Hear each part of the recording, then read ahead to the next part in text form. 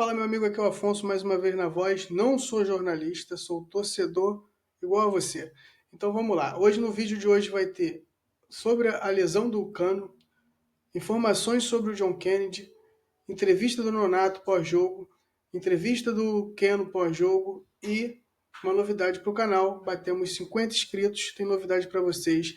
Parceria do canal com o Mercado Livre. Vamos lá? Vamos de vídeo? Então, o canal completou agora a marca de 50 inscritos. 50 inscritos! Então, vamos lá. O que eu trouxe para vocês? Eu tenho procurado, paralelamente, trazer novidades para o canal. Então, eu consegui com o Mercado Livre uma parceria para o canal Vivo Flu.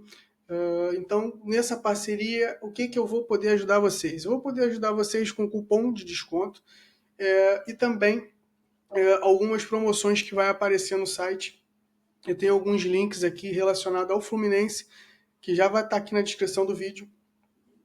Vocês podem estar analisando ali o que vocês, às vezes, quer presentear sua mãe, seu pai, seu namorado, alguma coisa. Tem alguns itens aqui embaixo, até mesmo você. Tem capa de celular, tem canequinha, tem a camisa do time, camisa tricolor, a camisa branca, enfim. Tá aí para vocês dar uma olhada, tá bom? Vamos para o próximo assunto. Então, meus amigos, pois bem, a gente conseguiu aqui a notícia do GE. O GE foi apurar lá a questão do John Kennedy, que a gente havia comentado em live, em vídeos aí, a possibilidade de trazer o John Kennedy, visto que ele tem jogado lá um partidaço no México, no Pachuca, é um desartilheiro da equipe, um desartilheiro do campeonato. Então a gente pensou em trazer ele de volta, visto que o Cano poderia, no cenário pior, perder a temporada e nem participar do Mundial. A gente pensou em trazer o John Kennedy e pensou também que a Superbet poderia estar ajudando com algum atleta desse de alto nível, como o Richarlison, como o Firmino. Então a gente sonhou um pouco isso aí. Só para trazer aqui a informação, o Cano ele se lesionou, né, no último jogo, como vocês provavelmente já sabem.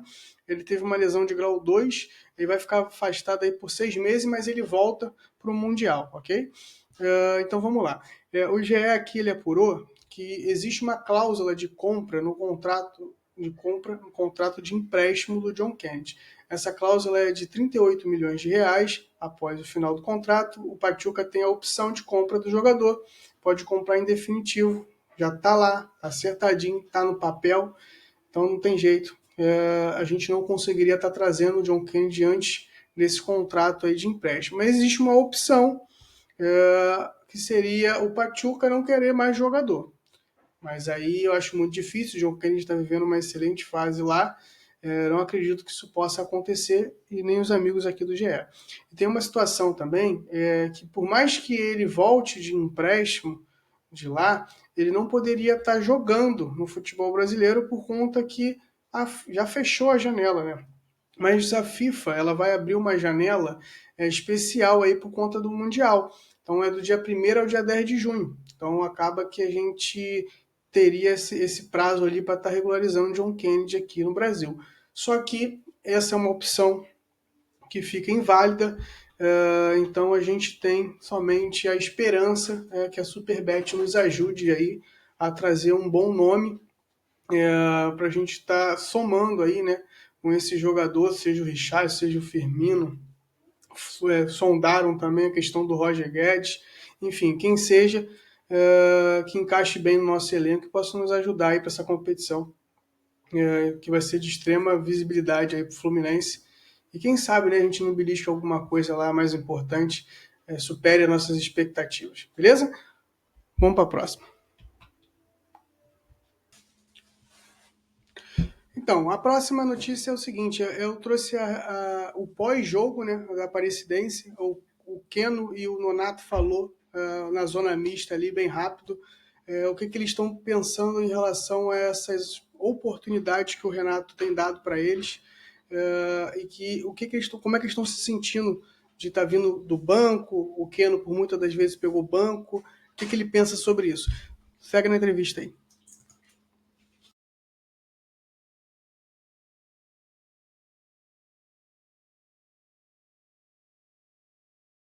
Não, como eu acabei de falar, eu venho trabalhando, como eu falo, o Renato mexe muito no time, assim, ele sempre vai falando que tem que estar bem preparado, porque na hora a Camila chega, sempre ele falando no vestiário e a Camila vai chegar para jogar, então eu venho trabalhando dia a dia, quem viajar sempre tem que estar ligado o tempo todo, então, como você falou, viajou o time reserva, com o Renato não existe time reserva, eu fui defender o Fluminense, se ele me levar para Bolívia eu vou também, eu tô aqui para defender o Fluminense, independente de jogar ou não. Titularidade, eu vou trabalhando, eu vou usando meu espaço, quem ele for colocar vai estar bem servido.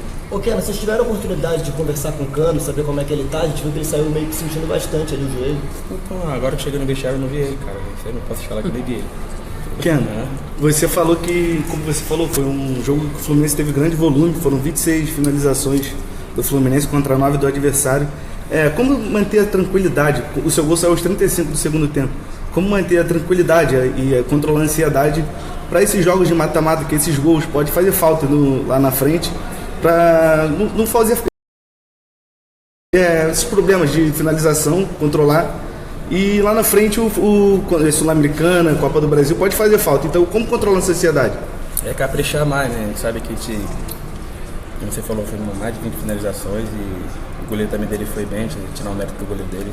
Mas como eu falei, a gente tem que trabalhar mais, tem que estar fazendo de errado também, porque a gente teve um momento que a gente deu um pouco de contra-ataque para eles, é uma coisa que o Renato ele vem falando que tem que atacar marcando, a gente também não pode dar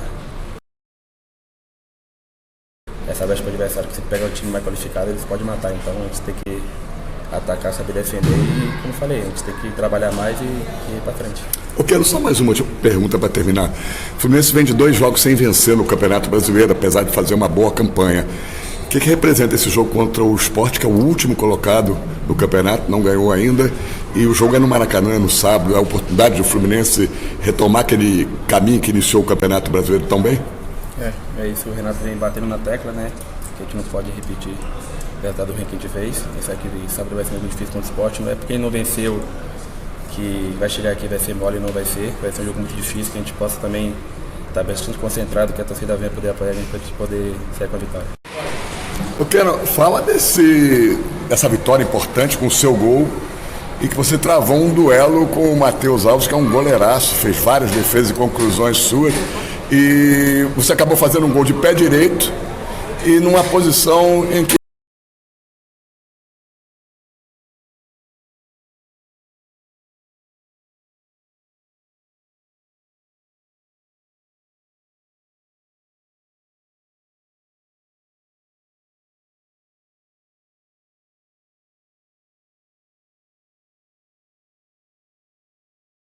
a gente conhece muito bem o Campeonato Brasileiro, né?